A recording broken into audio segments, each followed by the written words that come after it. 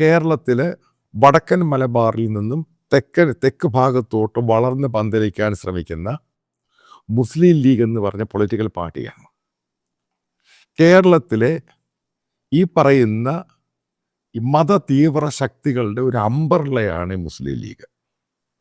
അപ്പം ആ അംബർലയുടെ താഴെയാണ് ഈ പറയുന്ന SDP ആണെങ്കിലും PFI ആണെങ്കിലും മറ്റുള്ള ഇൻക്ലൂഡിങ് ജമാഅത്ത് ഇസ്ലാമി ആണെങ്കിലും അവരുടെ ന്യൂസ് പേപ്പർ ആണെങ്കിലും അവരുടെ ചാനലും. കാരണം ഇവരുടെ വലിയ അതായത് ഇവർക്കെല്ലാം വേണ്ട അൾട്ടിമേറ്റ് സഹായം ചെയ്തു കൊടുക്കുന്നത്, കാരണം പൊളിറ്റിക്കൽ സംഭവം, കാരണം അവർ കേരളത്തിൽ ഭരണപക്ഷിയാകുകയും പോവുകയും, കാരണം MLA-മാരൊക്കെ ഉള്ള പൊളിറ്റിക്കൽ പാർട്ടിയാണ് മുസ്ലിം ലീഗ് എന്ന് പറയുന്നത്.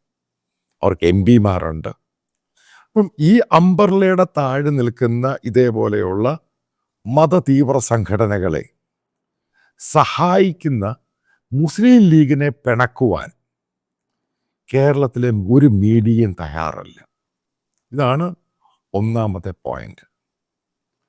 രണ്ടാമത്തെ പോയിന്റ്, ഈ ചാനലുകൾക്കെല്ലാം കിട്ടുന്ന വ്യൂവർഷിപ്പ്, പത്രങ്ങളുടെ വ്യൂവർഷിപ്പ്, അതിൻ്റെ മാർക്കറ്റിംഗ്, അതായത് അതിന് കിട്ടുന്ന പരസ്യങ്ങൾ, അതിലേറ്റവും പ്രധാനം കേരളത്തിന് പുറത്തു നിന്നാണ്, അതായത് മിഡിൽ ഈസ്റ്റേൺ രാജ്യങ്ങളിൽ നിന്നാണ്.